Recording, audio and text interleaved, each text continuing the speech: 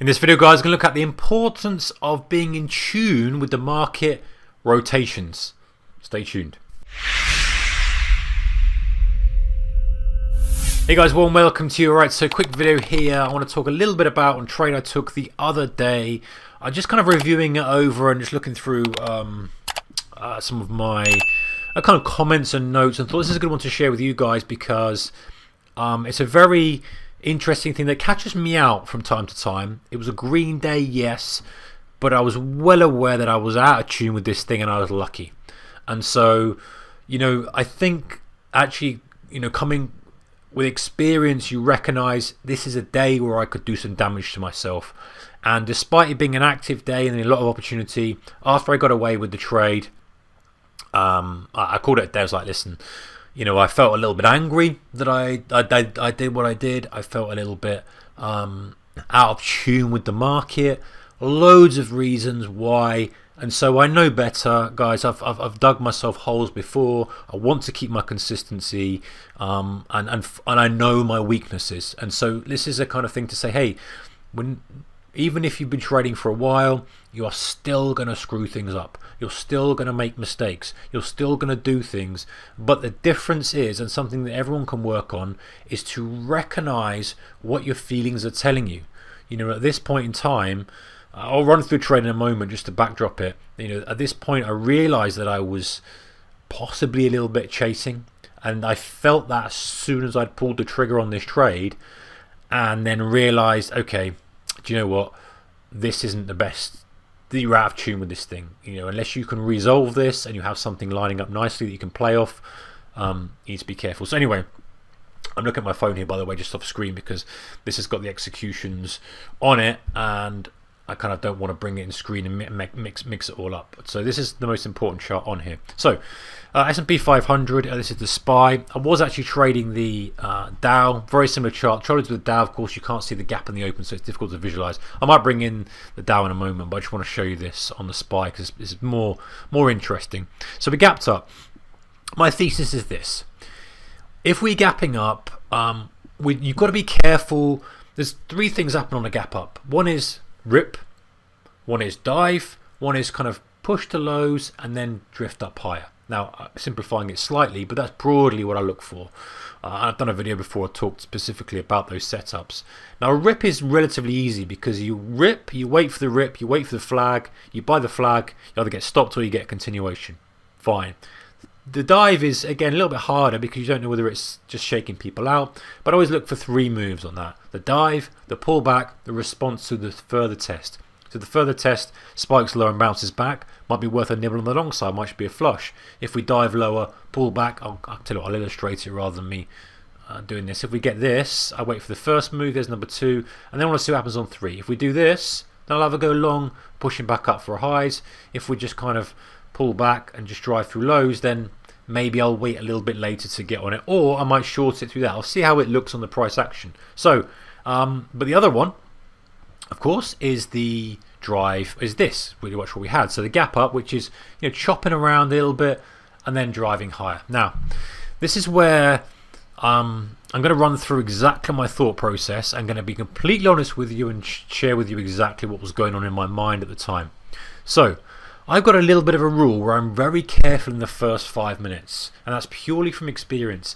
After the first 3 to 5 minutes, great. I'm good at spotting a feel for the market, get an idea of who's in control. Yes, it might sound like a short-term thing for many of you swing traders, but that's just what I like to do, and my edge relies on that. But the first 3 minutes can be a little bit choppy, especially if it's oscillating around. Anyway, but what I also like to do is I like to kind of talk about where I think the trade's going to go, where I think the market's going to go.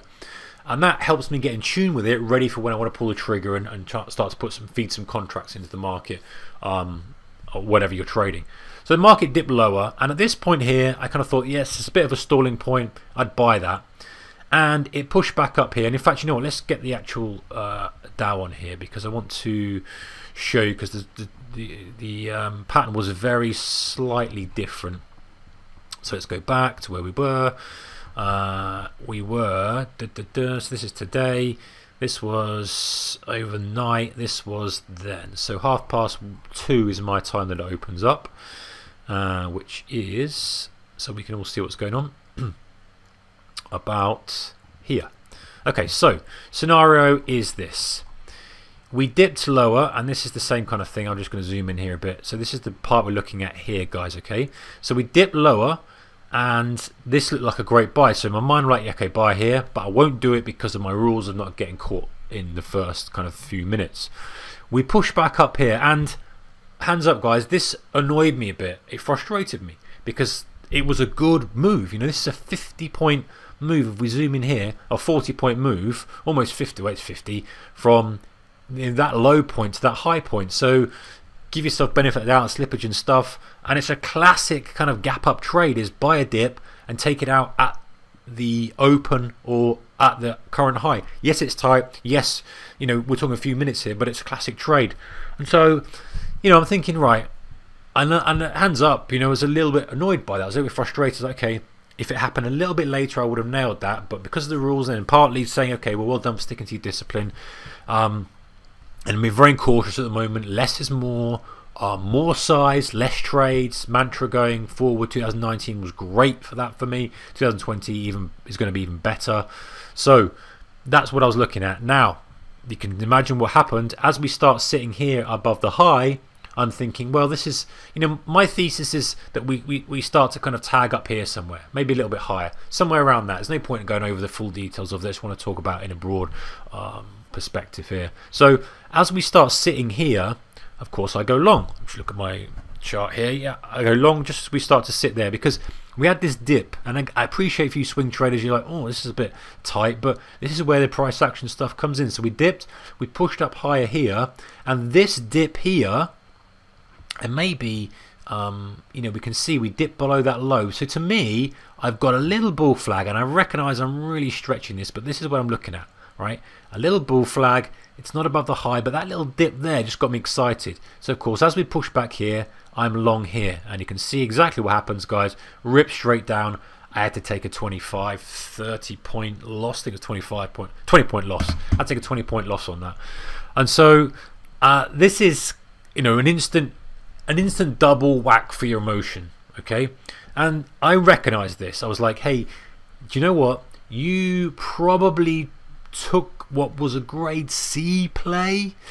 If you're taking a grade C play, you have to be prepared to give it more risk. Okay, so my rule is this: if it's a grade C play but there's enough risk reward, which there was, target up here, there's enough move from here to here, you've got to be risking here. Okay, if you're going to take this here and you're not finding the sweet spot, you've got to be risking a decent chunk. Or you find the sweet spot, you risk less, you start to scale out, you start to hold some for the final play. That's a better play. And, you know, buying the rotations, which is what we talked about initially, is the key. Understanding how the market is moving. It's rotating down, it's rotating up. Trying to buy a break here wasn't the right thing to do. So anyway, market rotates down. Now, this second one was better, but still a warning sign. We'd broken down through here, push straight back up, and we're holding at highs. Now to me, this is now much better trade to take, and I took the trade there, and we finally, you know, broke out, and it was, I took like a 25 points or something and nothing out of it, basically just making the loss back plus a little bit more. So the moral of this story is this, guys, is number one, look at the market rotations. Okay, the market is better to be buying on red if you're looking for a move up, so you're positioned for the break rather than trying to force the break, unless you're prepared for a wider stop. Yeah, sure, if you want to buy the break here, you've got to have a stop down here. You can't be, you know, going in with your size that only wants you to have a 20-25 point stop. You've got to go in with size that allows you to have a broad stop under that low, and if you're right, great. Otherwise, you have to be buying when the market's rotating towards your price. So with the red, the buy is possibly here or back up here. The second was a little bit different, slightly better, but still. But the big takeaway, guys, is this: is that number one, recognize when you're feeling frustrated, recognize when you're feeling a little bit annoyed, recognize when you feel like all these things, they're on you. So not only did I feel a little bit frustrated that I missed that a move which I'd called out perfectly just a little bit early, I was a little bit again frustrated I chased this and got stopped.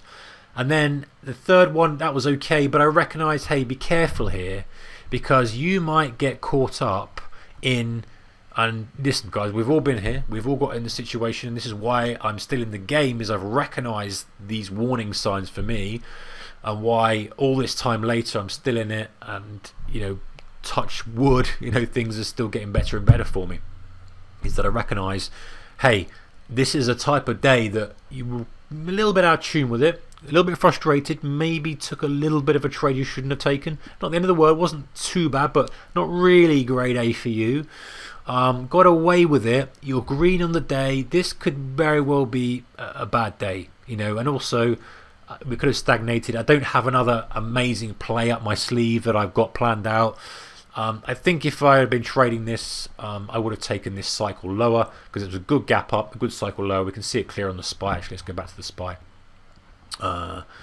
Where was it? It was here. I think this cycle lower probably would have taken that, especially as we start to push back up, and especially when you start to put the VWAP in as well. That's my kind of thing. But you know what? Called it a day. Happy to have a green day after making those errors.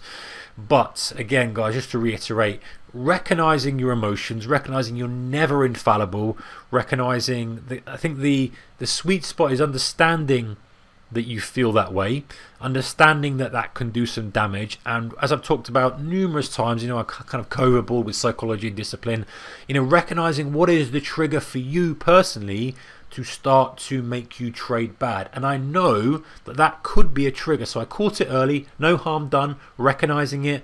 But if you rewind, say 10, 15 years ago, that's the sort of day where I would have been frustrated. The next trade I probably would have been trying to chase. Stopped out again, another 20 lost. Before you know it, you've dug a big hole because you're out of tune, because the initial trade got you a little bit annoyed, frustrated at missing it. Second trade was a little bit chasey. These kind of things start to line up before the big hit comes. Recognizing that, stepping back, going tomorrow's another day, great. And then today, great day. So it is what it is, guys. Right, hope you're doing well out there. Keep your risk managed, whatever you're doing. Keep those emotions not necessarily in check, but just recognizing them and understanding that, and also thinking about getting the market come to you, buying on red, selling on green, unless there's really good circumstances to not do that, or you're prepared to have a wider stop. Just understand the market rotates, and so buying on green with a tight stop is a risky business. Buying on green with a wider stop, fine, as long as the risk reward ratio plays out. Alright guys, take care, see you in the next one. Bye bye for now.